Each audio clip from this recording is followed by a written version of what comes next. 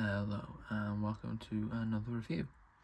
Here we have Power of the Primes Outback.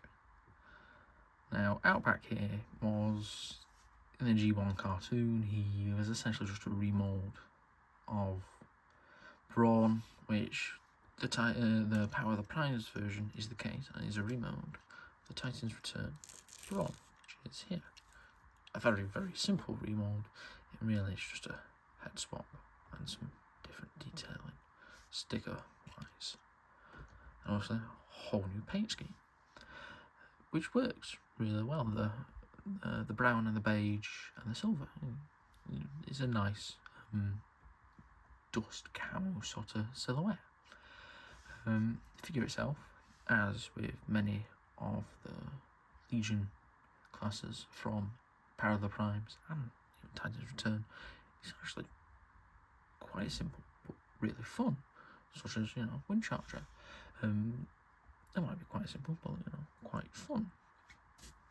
So I thought we've got some nice, moulded detailing on the chest here, like lovely sort of like printed sticker detail here. Turn around, got some lovely chrome paint on here on the head. It's just pretty alright figure. To bring in comparisons, we're fetching just back. Got more fats for Cybertron Deluxe Class Hound, and fetch Brawn back in. Pop in here. We fetch some like pipes, and you can see that. And then one of the deluxe mini box in Warpath there. We see again there is difference in height between what the modern class scale for these mini boxes are, especially with the new Stu Series Brawn and then the Outback repaint recently. Obviously more aligned with the deluxe class scale. However, as a figure, it packs a lot in a small sort of price point.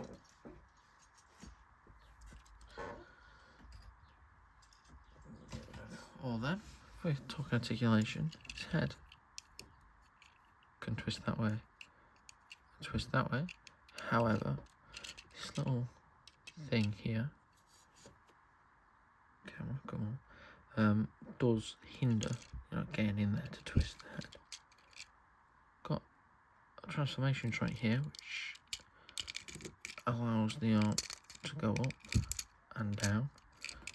Ball joint here allows for the full range of motion. Only that far out because the shoulder pad again. Joint there allows for a bit more movement. The full range movement out of a ball joint, same at the wrist. This one. Go 90, go out, out. Nothing at the waist, which for these clip figures are to be expected. Thigh rotation and lots of bend at the knee. Outback comes with one accessory, which could be parts forming, but it's this shield, which you attach at the end, but the figure can be complete without it. Thanks to these molded in windows down here, which I'll show off in his Jeep mode. So, without further ado, might as well get onto it. These arms, you want to twist it about 9 degrees to these black sort of like boxes and fuel tank, black, brown boxes and fuel tanks. Face outward, like that, like that. I'm going to push it up so it kind of like slots and kind of soft clicks into place. Up here, like so, forming the front half of the Jeep. Folding heel spurs, like so. Take this tab right into this slot. Bend the legs like that, and these sort of like tabs will go into these sort of slots here. Just actually a soft sort of. That's in vehicle mode, like I said. These here, these windows, form a full vehicle if you lose this piece, but complete. To complete it, just touch that on there, and we have Outback in Jeep mode. Honestly, this is a really nice looking Jeep. It's got tons and tons of just like little details and whatnot on it. And front light bar, fuel cans, storage, spare wheel, windows, rivets, door handle. It's a very neat little figure. Now, come to the back. Yes, unlike if we're fetching wind charger, the back of him cleaned up quite nicely like that. The back of Outback does leave a little bit to be desired. However, for a Jeep, a modern Jeep that is, it's not based off of the classic Jeep, not